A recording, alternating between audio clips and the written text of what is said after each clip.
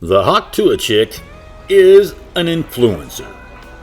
She is a social media influencer. That means she has influence on the weak-minded people that follow her. I'm sorry. I don't understand how anyone can look up to or admire someone like her whose sole accomplishment in life is spitting on a dick. Period. But she is an influencer. And as an influencer, she should take responsibility. What is the Spider-Man line? With great power comes great responsibility. So if she's got all this influence over the weak-minded people that worship her, and she does have a following, there's no denying it for now, okay? 15 minutes aren't up for her. But if she's got the influence, why isn't she using it for something constructive? Look at what she did. She went to the baseball. Well, let's just go back to the baseball thing. The baseball game is really something that gets to me because she goes out. Now, the Mets says, in their vast wisdom, we got a baseball game. Let's get another celebrity to throw out the first pitch. Okay? And what genius came up with the idea of using Hawk Tuah? They said, oh, yes, this is just what families want to see. Throw out the first pitch. The chick that spits on dicks. Now, who would do that in their right mind? Who would think that and who would allow that? How does this get past all these levels of approval in the Mets organization?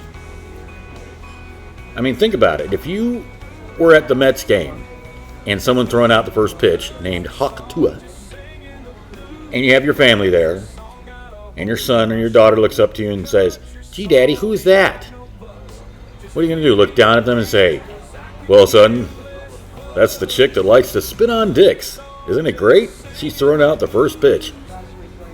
How family-oriented. And in the future, if she has kids, what is she going to tell these kids that look up at her and say, gee, Mom, what are you famous for? You're very famous. Everyone seems to know you in history. Because this will never go away. It's there forever. It's in the internet forever. Or whatever is going to come in the future, this is going to be a part of it forever. And they're going to say, why are you so famous, Mom? And she can only look at them and say, I'm famous for spitting on a dick. That is your family legacy. How does that measure up to an accomplishment? How is that deserving of having your own podcast and the accolades and the attention that she's getting? How do celebrities say, I'm going to go talk on this chick's show and make an ass out of myself because she's known for spitting on a dick?